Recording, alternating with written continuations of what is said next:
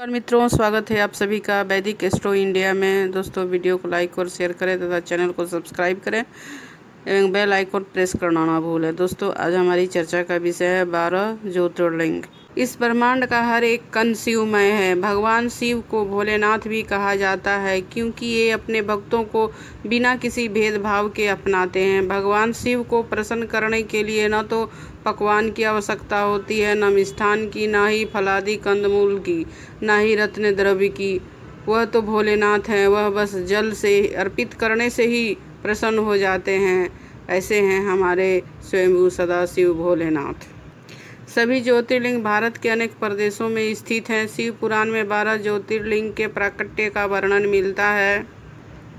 शिव पुराण के कोटि रुद्र संहिता में सोमनाथ को सर्वप्रथम ज्योतिर्लिंग बताया गया है, जो कि गुजरात के सौराष्ट्र में स्थित है। सोमनाथ की स्थापना की कथा इस प्रकार है। प्रजापति दक्ष ने अपनी 27 पुत्रियों का विवाह चंद्रमा के साथ किया था। दक्ष कन्याएं चंद्रमा को अपने पति के रूप में पाकर बहुत खुश हुई, परंतु चंद्रमा 27 पत्नियों में से केवल रोहिणी को ही सबसे अधिक और विशेष प्रेम करते थे। इस बात से बाकी की बहनें दुखी रहने लगी और अपने पिता दक्ष के पास गईं। दक्ष अपनी पुत्रियों की व्यथा सुन और चंद्रमा के दुर्व्यवहार से को देखकर बहुत ही दुखी हुए। उन्होंने चंद्रमा के पास जाकर नम्रता पूर्वक कहा, तुमने निर्मल और पवित्र कुल में जन्म लिया है, फिर भी तुम अपनी पत्नियों के साथ भेदभाव करते हो। तुम्हारे आश्रय में रहने वाली जितनी भी स्त्रियां हैं, उनके प्रति तुम्हारे मन में ऐसा सौतेला व्यवहार क्यों है? तुम्हें ऐसा नहीं करना चाहिए। इस प्रकार प्रजापति दक्ष ने चंद्रमा को प्रेम पूर्वक समझाया। प्रजापति दक्ष के समझाने पर भी चंद्रमा ने उनकी बात नहीं मानी और अन्य पत्नियों के साथ अच्छा व्यवहार नहीं रखा। दोबारा यही समाचार प्राप्त कर प्रजापति दक्ष बड़े दुखी हुए। उन्होंने चंद्रमा से न्यायोचित व्यवहार करने की प्रार्थना की, परंतु बार बार आग्रह करने पर भी चंद्रमा ने दक्ष की बात नहीं मानी। तब उन्होंने उसे श्राप दिया कि मैं बार बार आग्रह कर रहा हूँ और तुम मेरी बात नहीं मान रहे हो। जाओ, तुम्हें क्षय रोग हो जाए। क्षण भर में ही चंद्रमा को क्षय रोग हो गया और उसकी कांति क्षीण होने लगी। सर्वत्र हाहाकार मच गया। सभी देवगण और ऋषिगण भी चिंतित हो गए। सहायता के लिए सभी देवता ब्रह्मा जी के शरण में गए। ब्रह्मा जी ने कहा कि जो घटना हो गई है उसे तो भुगतना ही होगा, क्योंकि दक्ष के निश्चय को पलटा नहीं जा सकता। परंतु एक उत्तम उपाय है। अगर चंद्रमा देवताओं के साथ कल्याणकारी सुप्रभात क्षेत्र में चले जाएं और वहां पर विधि पूर्वक महामृत्युंजय मंत्र का जाप करें और श्रद्धा पूर्वक भगवान शिव की आराधना करें तथा सामने शिवलिंग की स्थापना करके प्रतिदिन उनकी आराधना करें। जब भगवान भोलेनाथ इनकी आराधना से प्रसन्न हो जाएंगे तो चंद्रमा को क्षय रोग से मुक्त कर देंगे। ब्रह्मा जी से आज्ञा लेकर सभी देवता चंद्रमा के साथ सुप्रभात क्षेत्र में पहुंच गए। वहां पर वे भगवान शिव की उपासना और महामृत्युंजय मंत्र का जाप करने लगे। उन्होंने 6 महीने तक निरंतर तपस्या की।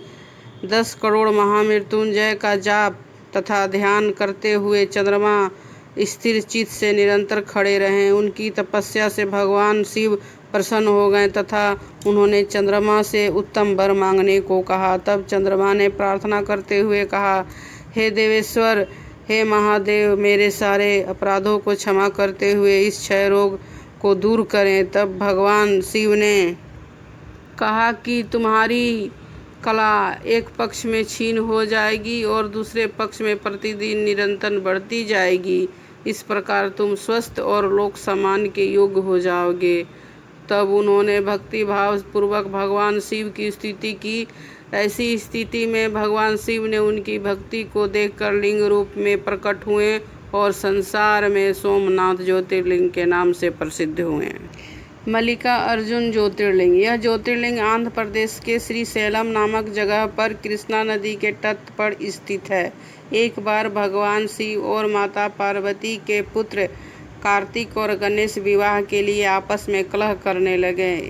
इस कलह के निवारण हेतु दोनों माता पिता के पास पहुँचे। तब शिव पार्वती ने उन दोनों से कहा कि तुम दोनों में से जो भी इस पृथ्वी की परिक्रमा करके यहाँ वापस आएगा उसी का विवाह पहले किया जाएगा। माता पिता की यह बात सुनकर श्री कार्तिकेय स्वामी अपने वाहन मयूर पर विराजित हो तुरंत पृथ्वी की प्रदक्षिणा करने के लिए दौड़ पड़े। लेकिन गणेश जी के लिए यह कार्य बड़ा कठिन था, क्योंकि उनकी काया स्थूल थी, दूसरा उनका वाहन मूषक था।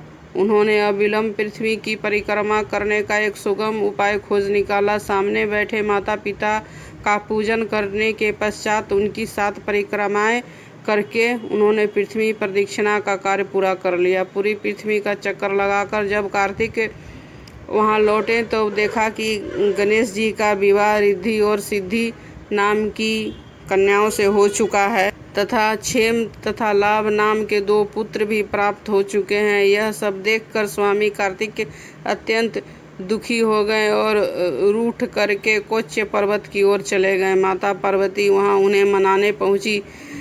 पीछे से भगवान शिव भी वहां पहुंचकर ज्योतिर्लिंग रूप में प्रकट हुए। तब से वह मल्लिका ज्योतिर्लिंग नाम से प्रख्यात हुए।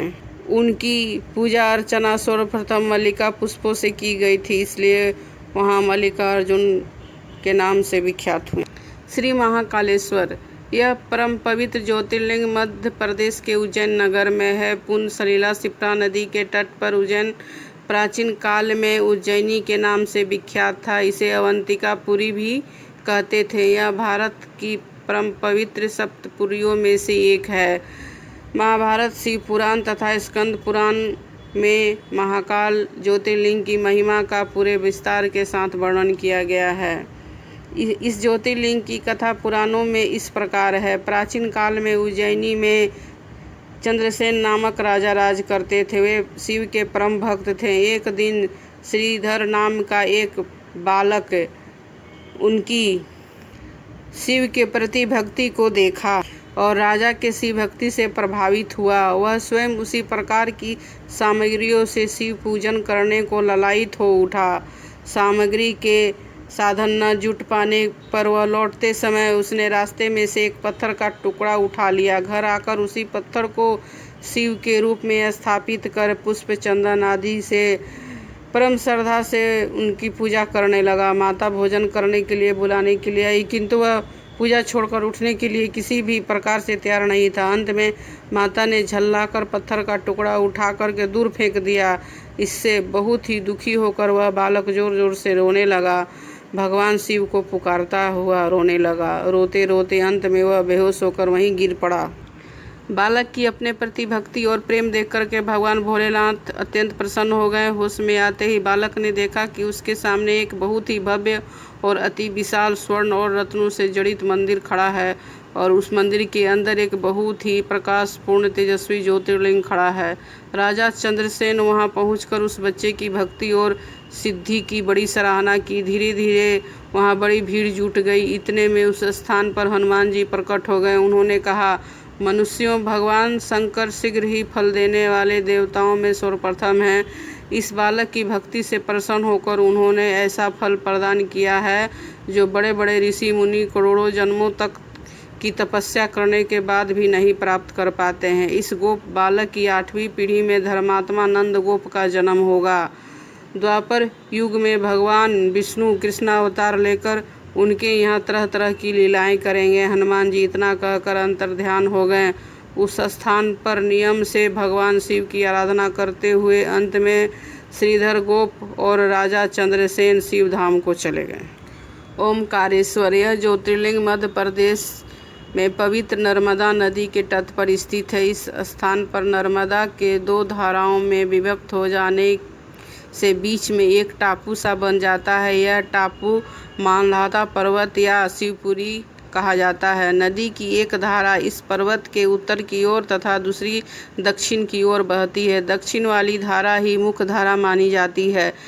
इसी मानधाता पर्वत पर श्री ओमकारेश्वर ज्योतिर्लिंग का मंदिर स्थित है। पूर्व काल में महाराजा मानधाता शिव को प्रसन्न किया था।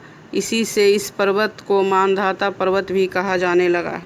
इस ज्योतिर्लिंग मंदिर के भीतर 2 कोठरियों से होकर जाना पड़ता है। भीतर अंधेरा रहने के कारण यहाँ निरंतर प्रकाश जलता रहता है। ओमकारेश्वर लिंग मनुष्य निर्मित नहीं है, स्वयं प्रकृति ने इसका निर्माण किया है।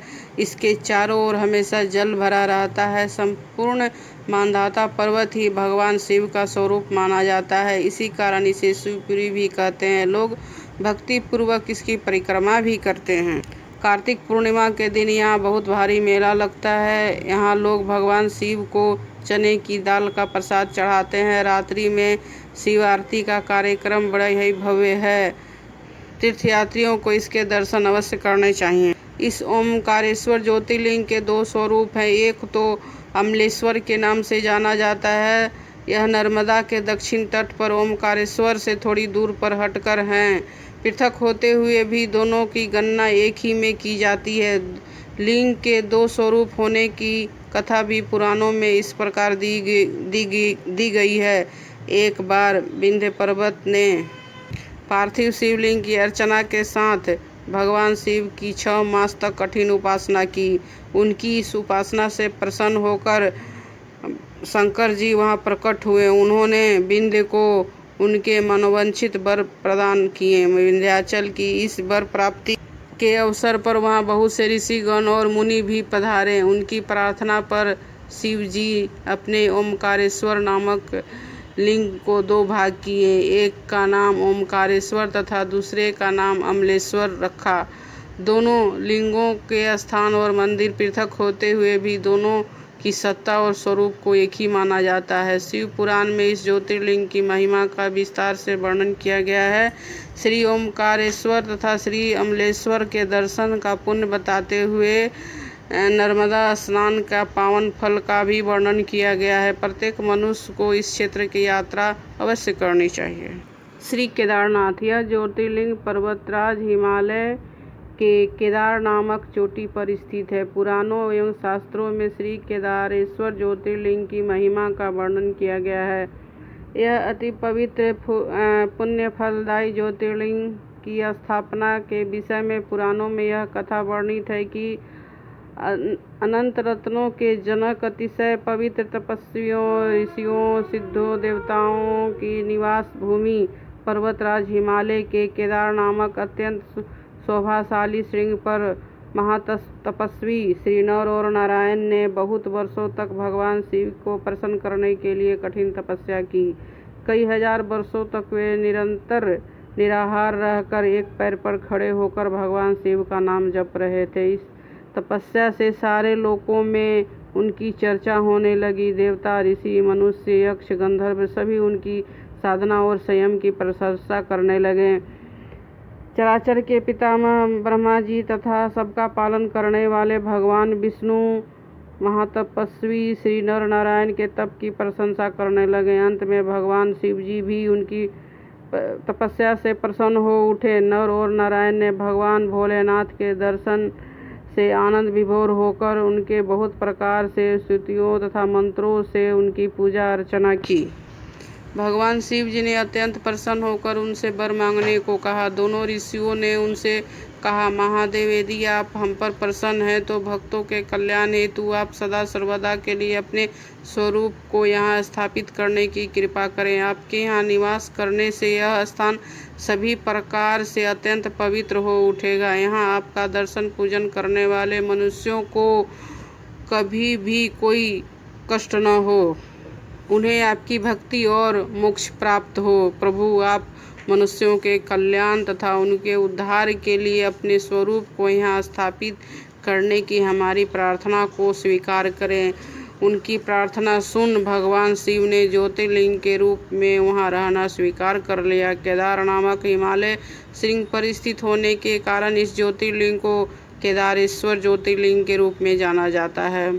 भगवान शिव से वर मांगते हुए नर और नारायण ने इस ज्योतिर्लिंग और इस पवित्र स्थान के विषय में जो कुछ भी कहा वह अक्षरशः सत्य है। इस ज्योतिर्लिंग के दर्शन, पूजन तथा यहाँ स्नान करने से भक्तों के लौकिक फलों की प्राप्ति होने के साथ साथ अचल शिव भक्ति तथा मोक्ष की प्राप्ति भी हो जाती है। श्री भीमेश्वर, यह ज्योतिर्लिंग पुणे से लगभग 100 किलोमीटर दूर सह्याद्री की पहाड़ियों पर स्थित है। इसे भीमा शंकर भी कहते हैं। इस ज्योतिर्लिंग की स्थापना की कथा इस प्रकार है। प्राचीन काल में भीम नामक एक महाप्रतापी राक्षस था। वह कामरूप प्रदेश में अपनी माता के साथ रहता था। वह महाबली राक्षस रावण के छोटे भाई कुंभकर्ण का पुत्र था, लेकिन उसने अपने पिता को कभी नहीं देखा था। उसके होश संभालने से पूर्व ही भगवान श्री राम ने कुंभकर्ण का वध कर दिया था। जब वह युवावस्था को प्राप्त हुआ तब उसकी माता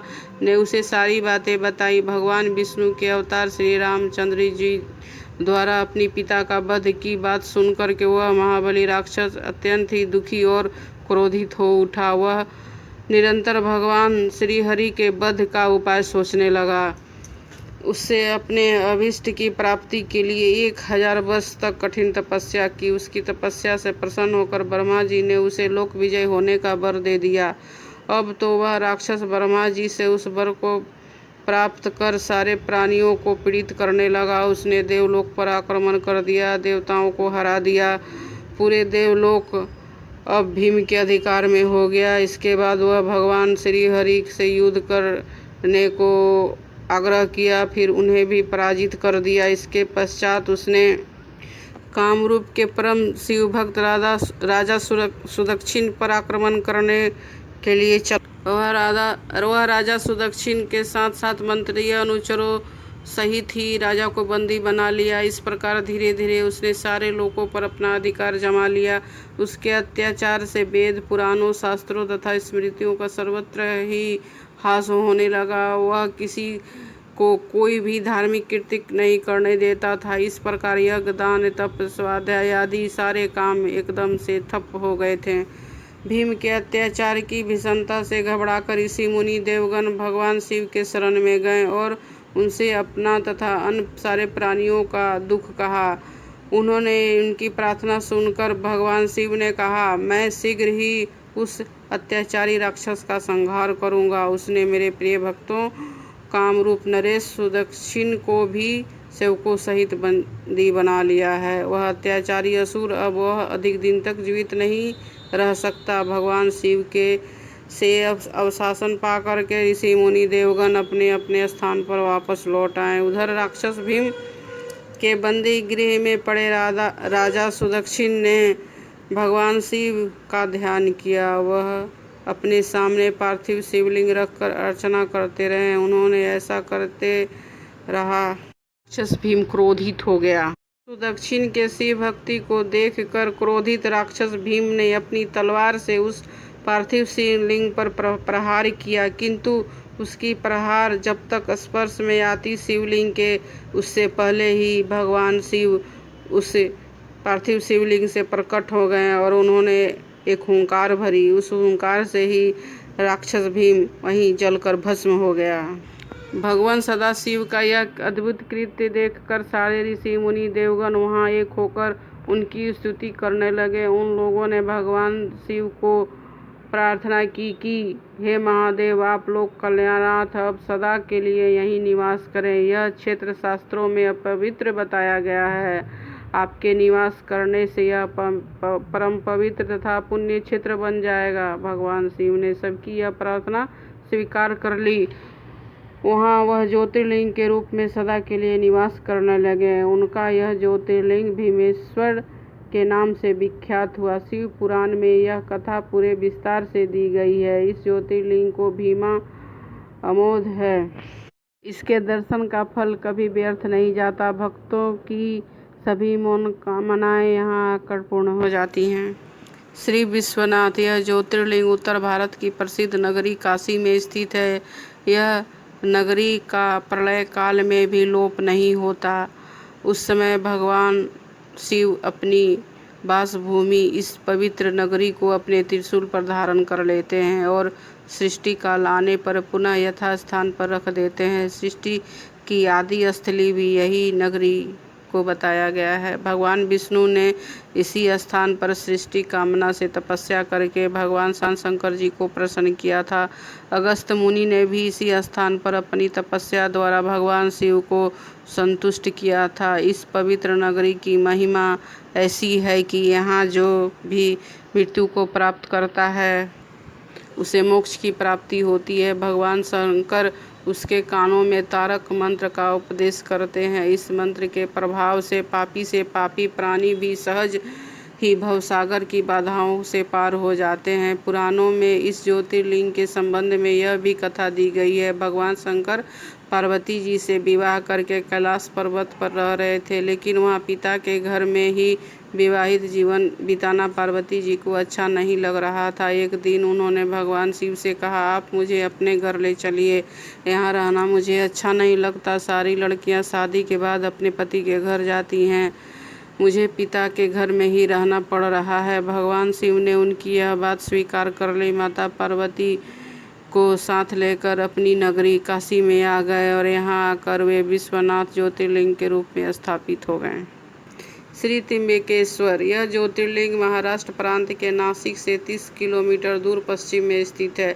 इस ज्योतिर्लिंग की स्थापना के विषय में शिव पुराण में कथा वर्णित है कि एक बार महर्षि गौतम तपोवन में रहने वाले ब्राह्मणों की पत्नियां किसी बात पर उनकी पत्नी अहिल्या से नाराज हो गईं।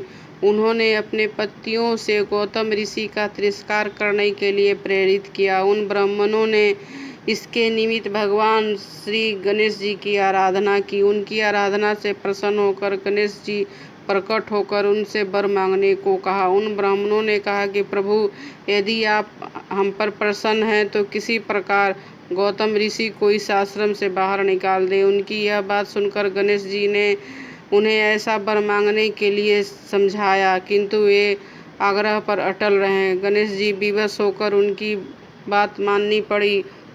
अपने भक्तों का मन रखने के लिए गणेश जी एक दुर्बल गाय के रूप में परिवर्तित हो गए और ऋषि गौतम के खेत में जाकर रहने लगे। गाय को फसल चरते देख ऋषि बड़ी नरमी के साथ हाथ में तृण लेकर उसे हाँकने के लिए लपके। उन तृणों के स्पर्श होते ही वह गाय वहीं मरकर गिर पड़ी। अब तो बड़ा हाहाकार मच गया। सारे ब्राह्मण एकत्र होकर के गो हत्यारा कहकर ऋषि गौतम की भर्त्सना करने लगे। ऋषि गौतम इस घटना से बहुत आश्चर्यचकित और दुखी थे। अब इन सारे ब्राह्मणों ने कहा कि तुम्हें यह आश्रम छोड़कर अन्यत्र कहीं दूर जाना चाहिए। गो हत्यारे के निकट रहने से हमें भी पाप लगेगा। विवश होकर गौतम ऋषि अपनी पत्नी अहिल्या के साथ वहां से एक कोस दूर जाकर रहने लगे, किंतु उन ब्राह्मणों को वहां भी उनका चैन से रहना रास नहीं आया। वहां भी उनको ये परेशान करने लगे। कहने लगे, गो हत्या के कारण तुम अब वेद पाठ यज्ञ आदि करने के लायक नहीं रहे। अत्यंत अनुनय विनय भाव से ऋषि गौतम ने उन ब्राह्मणों से प्रार्थना की कि अब आप ही लोग बताओ कि मेरे प्रायश्चित और उद्धार का कोई उपाय। तब उन ब्राह्मणों ने कहा कि गौतम, तुम अपने पाप को सर्वत्र सबको बताते हुए 3 बार पूरी पृथ्वी की परिक्रमा करो, फिर लौटकर यहाँ 1 महीने तक व्रत करो। उसके बाद ब्रह्मगिरि की 101 प्रदक्षिणा करने के बाद तुम्हारी शुद्धि होगी। अथवा यहाँ गंगा जी को लाकर उनके जल से स्नान करके 1 करोड़ पार्थिव शिवलिंगों से शिव जी की आराधना करो। इसके बाद गंगा जी में स्नान करके इस ब्रह्मगिरि की 11 बार परिक्रमा करो। फिर 100 घड़ों के पवित्र जल से पार्थिव शिवलिंगों को स्नान कराने से तुम्हारा उद्धार होगा। ब्राह्मणों के कथनानुसार महर्षि गौतम ने वे सारे कार्य किए और पत्नी के साथ पूर्णतः तल्लीन होकर भगवान शिव की आराधना में जुट गए। उनकी आराधना से प्रसन्न होकर भगवान स्वयंभू सदाशिव ने प्रकट होकर उनसे वर मांगने को कहा। महर्षि गौतम ने उनसे कहा, भगवान, गौ हत्या के पाप से मुझे मुक्त कर दें। भगवान शिव ने कहा, गौतम, तुम सर्वथा निष्पाप हो। गौ हत्या का अपराध तुमसे पर छल पूर्वक लगाया गया है। ऐसा करने वाले तुम्हारे आश्रम के ब्राह्मणों को मैं दंड देना चाहता हूँ। इस पर महर्षि गौतम ने कहा कि प्रभु, उन्हीं के निमित्त तो मुझे आपका दर्शन प्राप्त हुआ है, उन पर आप क्रोध न करें। बहुत से ऋषि मुनियों और देवगणों ने वहां एकत्र होकर गौतम की बात का अनुमोदन करते हुए भगवान शिव को सदा वहां निवास करने की प्रार्थना की। वे उनकी बात को मानकर वहां त्र्यंबकम ज्योतिर्लिंग के नाम से स्थित हो गए। गौतम जी द्वारा लाई गई गंगा जी अब वहां वास करती हैं और पास में ही गोदावरी नाम से प्रवाहित होती हैं। यह ज्योतिर्लिंग समस्त पुण्यों को प्रदान करने वाला है। वैद्यनाथ या बैजनाथ ज्योतिर्लिंग, यह ज्योतिर्लिंग झारखंड प्रांत के देवघर जिले में स्थित है। यह शास्त्र तथा लोक दोनों में बड़ी ही प्रसिद्ध है। इसकी स्थापना के विषय में कहा जाता है कि रावण ने हिमालय पर जाकर भगवान शिव का दर्शन प्राप्त करने के लिए बड़ी घनघोर तपस्या की। उसने एक एक करके अपने सिर काटकर शिवलिंग पर चढ़ाना शुरू कर दिया। इस प्रकार उसने अपने 9 सिर को वहां काटकर शिवलिंग पर चढ़ा दिया। जब वह अपना 10वां और अंतिम सिर काटकर चढ़ाने के लिए उद्यत हुआ, तब भगवान शिव अति प्रसन्न और संतुष्ट होकर उसके समक्ष शिवलिंग से प्रकट हुए। शिव काटने से उद्यत रावण को हाथ पकड़कर उन्होंने ऐसा करने से रोका। फिर उसके 9 सिर को पहले की तरह जोड़ दिया और अत्यंत प्रसन्न होकर उससे वर मांगने को कहा। रावण ने वर के रूप में भगवान शिव से उस शिवलिंग को अपनी राजधानी लंका में ले जाने की अनुमति मांगी। भगवान शिव ने उसे यह वरदान दे दिया, लेकिन एक शर्त भी कह दिया कि उन्होंने कहा यह कि तुम शिवलिंग ले जा सकते हो, किंतु यदि रास्ते में इसे कहीं रख दोगे तो यह अचल हो जाएगा, फिर तुम इसे उठा न सकोगे। रावण इस बात को सहर्ष स्वीकार कर लिया और उस शिवलिंग को उठाकर लंका के लिए ले चल पड़ा। चलते चलते जगह में उसे लघु शंका की आवश्यकता हुई। तब वह शिवलिंग को एक बैजू नामक ग्वाले के हाथ में थमाकर लघु शंका से निवृत्त होने के लिए चल पड़ा। उधर बैजू को शिवलिंग का भार बहुत अधिक लग रहा था। शिवलिंग धीरे धीरे भारी होता जा रहा था। बैजू से जब शिवलिंग का भार नहीं सहा गया तो वह विवश होकर शिवलिंग को वहीं भूमि पर रख दिया। रावण जब लौट कर आया तो वह बहुत प्रयत्न करने के बाद भी उस शिवलिंग को किसी भी प्रकार उठा न सका। अंत में थक कर किसी प्रकार से न उठा सका। अंत में उसने पवित्र शिवलिंग पर अपने अंगूठे का निशान वहीं छोड़कर लंका लौट आया। उसके बाद ब्रह्मा विष्णु आदि देवताओं ने वहां जाकर उस शिवलिंग का पूजन किया। इस प्रकार वहां उसकी प्रतिष्ठा करके वे लोग अपने अपने धाम को लौट गए। यही ज्योतिर्लिंग श्री बैद्यनाथ धाम के नाम से जाना जाता है। यही श्री बैद्यनाथ धाम ज्योतिर्लिंग अत्यंत फलों को देने वाला है। यहाँ 11 अंगुल ऊंचा ज्योतिर्लिंग है। इसके ऊपर अंगूठे का आकार का गड्ढा है। कहा जाता है कि ये वही निशान है जिसे रावण ने अपने अंगूठे से बनाया था। यहाँ दूर दूर से तीर्थों का जल भर लाके लोग यहाँ चढ़ाते हैं। रोग मुक्ति के लिए भी इस ज्योतिर्लिंग की महिमा बहुत प्रसिद्ध है। भगवान शिव का प्रसिद्ध ज्योतिर्लिंग गुजरात प्रांत के द्वारिकापुरी से लगभग 17 मील की दूरी पर स्थित है। इस पवित्र ज्योतिर्लिंग के दर्शन से शास्त्रों में बड़ी महिमा बताई गई है। कहा गया है कि जो श्रद्धापूर्वक इसकी उत्पत्ति और महात्म्य की कथा सुनेगा, वह सारे पापों से छुटकारा पाकर समस्त सुखों का भोग करता हुआ अंत में भगवान शिव के परम पवित्र शिव धाम को प्राप्त होगा। इस ज्योतिर्लिंग के संबंध में कथा वर्णित है कि सुप्रिय नाम का बड़ा धर्मात्मा और सदाचारी वैश्य था। वह भगवान शिव का अनन्य भक्त था। वह हमेशा उनकी आराधना, पूजन और ध्यान में तल्लीन रहता था। अपने सारे कार्य वह भगवान शिव को अर्पित करके करता था। मन, वचन, कर्म, धर्म में स्वयं पूर्णतः शिव में तल्लीन रहता था। उसकी शिव भक्ति से दारुक नामक राक्षस बहुत क्रुद्ध रहता था। उसे भगवान शिव की पूजा किसी भी प्रकार अच्छी नहीं लगती थी। वह निरंतर इस बात का प्रयत्न किया करता था कि वह सुप्रिय की पूजा अर्चना में विघ्न पहुँचे। एक बार सुप्रिय नौका पर सवार होकर कहीं जा रहा था। उस दुष्ट राक्षस दारुक ने यह उपयुक्त अवसर देखकर नौका का अपहरण कर लिया। उसने नौका पर सवार सभी यात्रियों को पकड़कर अपनी राजधानी में ले जाकर कैद कर लिया। सुप्रिय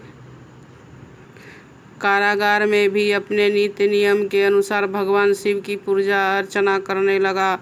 अन्य बंदी यात्रियों को भी वह शिव भक्ति की प्रेरणा देने लगा। दारुक ने जब अपने सेवकों से सुप्रिय के विषय में यह समाचार सुना तो वह अत्यंत क्रुद्ध होकर उसे कारागार में आ पहुंचा। सुप्रिय उस समय भगवान शिव के चरणों में ध्यान लगाए हुए था। दोनों आंख बंद किए बैठा था। उस राक्षस ने उसकी यह मुद्रा देखकर अत्यंत भीषण स्वर में उसे डांटते हुए कहा, अरे दुष्ट वैश्य, तू आंखें मूंद कर इस समय यहाँ वहाँ से कौन सा उपद्रव का षड्यंत्र करने की बातें सोच रहा है। उसके यह कहने पर भी धर्मात्मा शिव भक्त सुप्रिय की समाधि भंग नहीं हुई। अब तो वह दारुक राक्षस को और भी क्रोध दिलाने का काम किया। उसने तत्काल अपने अनुचरों को सुप्रिय तथा अन्य सभी बंदियों को मार डालने का आदेश दे दिया। सुप्रिय उसके इस आदेश से जरा भी विचलित और भयभीत नहीं हुआ। वह एकाग्र मन से अपनी और अपने बंदियों की मुक्ति के लिए भगवान शिव से प्रार्थना करने लगा। उसे यह पूर्ण विश्वास था कि मेरे आराध्य भगवान शिव जी इस विपत्ति से मुझे अवश्य छुटकारा दिलाएंगे। उसकी प्रार्थना सुनकर भगवान शिव जी तत्क्षण उस कारागार में पहुँचे और ऊंचे स्थान में एक चमकते हुए सिंहासन पर स्थित हो गए, ज्योतिर्लिंग के रूप में प्रकट हो गए। उन्होंने इस प्रकार सुप्रिय को दर्शन देकर उसे अपना पशुपस्त्र अस्त्र भी प्रदान किया। इस अस्त्र से राक्षस दारुक और तथा उसके सहायकों का वध करके सुप्रिय शिव धाम को चला गया। भगवान शिव के आदेशानुसार उस ज्योतिर्लिंग का नाम नागेश्वर पड़ा। इस ज्योतिर्लिंग की स्थापना स्वयं श्री प्रभु राम ने की थी। स्कंद पुराण में इसकी महिमा का विस्तार से वर्णन है। इस विषय में यह कहानी है कि जब भगवान राम श्रीलंका पर चढ़ाई करने के लिए जा रहे थे, तब इसी स्थान पर उन्होंने समुद्र की बालू से निर्मित शिवलिंग बनाकर पूजा की थी। ऐसा भी कहा जाता है कि इस स्थान पर ठहरकर भगवान राम जल पी रहे थे कि आकाशवाणी हुई कि मेरी पूजा किए बिना ही जल पीते हो। इस वाणी को सुनकर भगवान श्री राम ने बालू के शिवलिंग बनाकर उसकी पूजा की तथा भगवान शिव से रावण पर विजय प्राप्त करने के लिए वर मांगा। उन्होंने प्रसन्नता के साथ यह वर भगवान श्री राम को दिया। भगवान शिव ने लोक कल्याण ज्योतिर्लिंग रूप में वहाँ निवास करने की सबकी प्रार्थना को स्वीकार कर ली। तभी से यह ज्योतिर्लिंग रूप में यहाँ विराजमान है। इस ज्योतिर्लिंग के विषय में एक दूसरी कथा यह है कि जब श्री राम रावण का वध करके लौट रहे थे, तब उन्होंने अपना पहला प्रभाव समुद्र के उस पार गंधमादन पर्वत पर डाला। वहाँ बहुत ही ऋषि और मुनिगण श्री राम के दर्शन के लिए उनके पास आए। उन सभी का आदर सत्कार करते हुए भगवान राम ने उनसे कहा कि पुलस्त्य के वंशज रावण का वध करने के बाद मुझ पर ब्रह्महत्या का पाप लगा है। आप लोग मुझे इससे निवृत्त होने का कोई उपाय बताइए। यह बात सुनकर वहाँ उपस्थित सारे ऋषि मुनियों ने एक स्वर में कहा कि आप यहाँ शिवलिंग की स्थापना कीजिए, इससे आप ब्रह्महत्या के पाप से छुटकारा पा जाएंगे। भगवान श्री राम ने उनकी यह बात स्वीकार कर ली।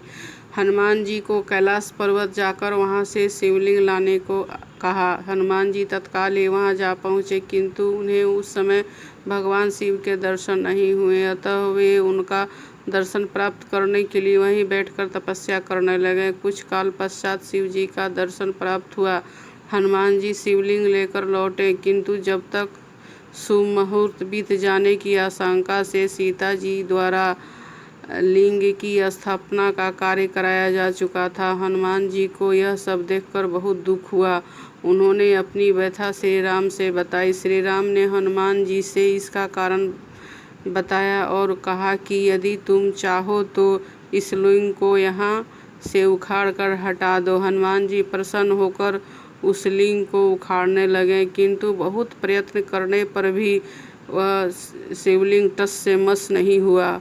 उल्टे हनुमान जी ही धक्का खाकर कोसों दूर मूर्छित होकर जा गिरे। उनके शरीर से रक्त बहने लगा। यह देख सभी लोग अत्यंत व्याकुल हो गए। माता सीता पुत्र से भी अधिक प्यारे अपने हनुमान के सिर पर हाथ फेरती हुई विलाप करने लगी। मूर्छा दूर होने पर हनुमान ने श्री राम को ब्रह्म के रूप में सामने देखा। भगवान ने उन्हें शंकर जी की महिमा बताकर उनका प्रबोध किया। हनुमान जी द्वारा लाए गए लिंग की स्थापना भी वहीं पास में करा दी।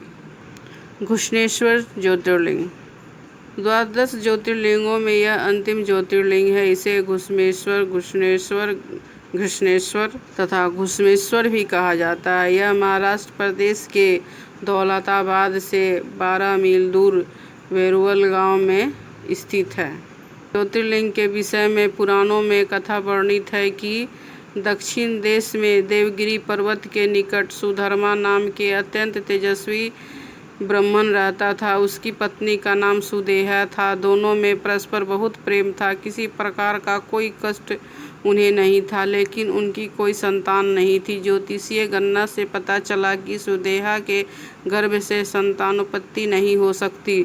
सुदेहा संतान सुख चाहती थी। उसने सुधर्मा से अपनी छोटी बहन से दूसरा विवाह करने का आग्रह किया। पत्नी की जिद के वजह से सुदेहा की छोटी बहन घुश्मा से विवाह करना पड़ा मुनि को। घुश्मा अत्यंत ही विनीत और सदाचारणी थी। वह भगवान शिव की भक्त थी। प्रतिदिन 101 पार्थिव शिवलिंग बनाकर हृदय सच्ची भक्ति से के साथ उनका पूजन करती थी। भगवान शिव जी की कृपा से थोड़े ही दिनों बाद उसे गर्भ से अत्यंत सुंदर स्वस्थ बालक ने जन्म लिया। बच्चे के जन्म से सुदेहा और घुश्मा दोनों के ही आनंद का पार न रहा। दोनों के दिन बड़े आराम से बीत रहे थे, लेकिन न जाने क्यों कैसे थोड़े ही दिनों में सुदेहा के मन में एक कुविचार जन्म ले लिया। वह सोचने लगी कि मेरा तो इस घर में कुछ है ही नहीं, सब कुछ घुश्मा का है। अब तक सुदेहा के मन में कुविचार रूपी अंकुर एक विशाल वृक्ष का रूप ले चुका था। अतः एक दिन उसने घुश्मा के युवा पुत्र को रात में सोते समय मार डाला। उसके शव को ले जाकर उसने उसी तालाब में फेंक दिया जिसमें घुश्मा प्रतिदिन पार्थिव शिवलिंगों को फेंका करती थी। सुबह होते ही सबको यह बात पता लगा। पूरे घर में कोहराम मच गया। सुधर्मा और उसकी पुत्र वधू दोनों सिर पीट पीट कर फुट फुट कर रोने लगे, लेकिन घुश्मा नित्य के भांति भगवान शिव की आराधना में तल्लीन रही, जैसे कुछ हुआ ही न हो। पूजा समाप्त करने के बाद वह पार्थिव शिवलिंगों को तालाब में छोड़ने के लिए चल पड़ी। जब वह तालाब से लौटी तो उस समय उसका बेटा तालाब के भीतर से निकलकर आता हुआ दिखाई पड़ा। वह सदा की भांति आकर घुश्मा के चरणों पर गिर पड़ा, जैसे कहीं आसपास से ही घूमकर आ रहा हो। इसी समय भगवान शिव भी वहां आकर प्रकट हो गए और घुश्मा से वर मांगने को कहा। वह सुदेहा की घिनौनी करतूत से अत्यंत क्रुद्ध हो गए थे।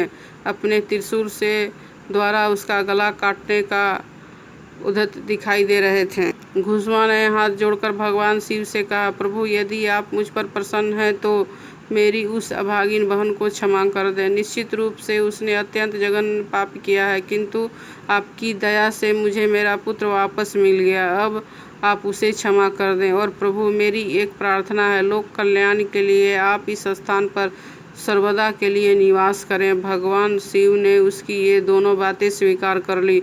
ज्योतिर्लिंग रूप में प्रकट होकर वहीं निवास करने लगे। सती शिव भक्त घुश्मा के आराध्य होने के कारण वहाँ घुश्मेश्वर महादेव के नाम से विख्यात हुए। घुश्मेश्वर ज्योतिर्लिंग की महिमा पुराणों में बहुत विस्तार से वर्णित है। इनका दर्शन मात्र से लोक परलोक दोनों के लिए अमोघ फलदायी होता है। दोस्तों, ये थी हमारे 12 ज्योतिर्लिंगों की कथा। दोस्तों, अगर यह वीडियो आपको पसंद आया हो तो लाइक और शेयर करें तथा मेरे चैनल को सब्सक्राइब करें। बेल आइकन दबाना ना भूलें। धन्यवाद।